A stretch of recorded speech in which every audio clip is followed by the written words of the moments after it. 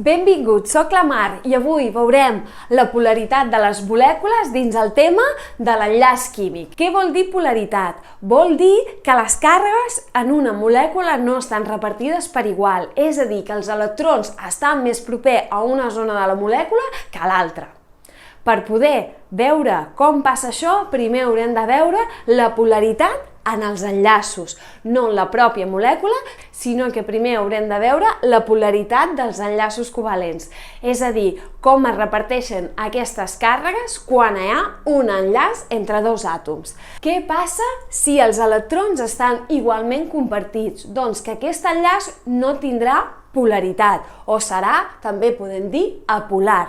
Quan és que passa això? Doncs quan les molècules són diatòmiques, és a dir, entre enllaços de dos àtoms iguals, perquè tindran la mateixa electronegativitat, llavors atrauran els electrons amb la mateixa força, per tant, estaran igualment compartits. Què passa, però, en el cas que els electrons estiguin més pròxims a un dels àtoms que formen aquest enllaç? Això farà que l'enllaç sigui polar.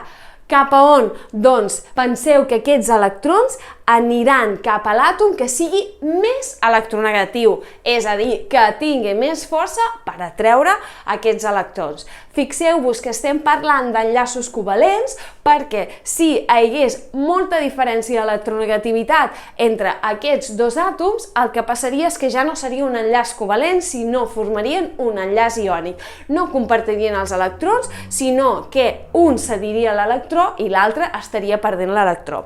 Veiem un cas, però, d'enllaç polar. Seria entre el clor i el iode. Fixem-nos què passa, que el clor és més electronegatiu, per això li posem el signe negatiu. En canvi, el iode és més positiu. Això crearà un moment polar cap al clor. Fixem-nos, fem una fletxa, ho indiquem d'aquesta manera, cap al que és més electronegatiu, és a dir, des del positiu cap al negatiu. Ara que ja coneixem la polaritat entre enllaços, anem a veure la polaritat en el cas de les molècules. Aquesta polaritat depèn de dues coses. La polaritat de l'enllaç, és a dir, si jo, tots els enllaços que tinc no són polars, per tant, la molècula no serà polar. Per tant, primer de tot, hauré de mirar la polaritat dels enllaços, si són polars. I després la geometria de la molècula. Depèn de la forma que tingui aquesta molècula, aquestes polaritats es compensaran o no es compensaran. Anem a veure dos exemples, un que no és polar i l'altre que sí que és polar.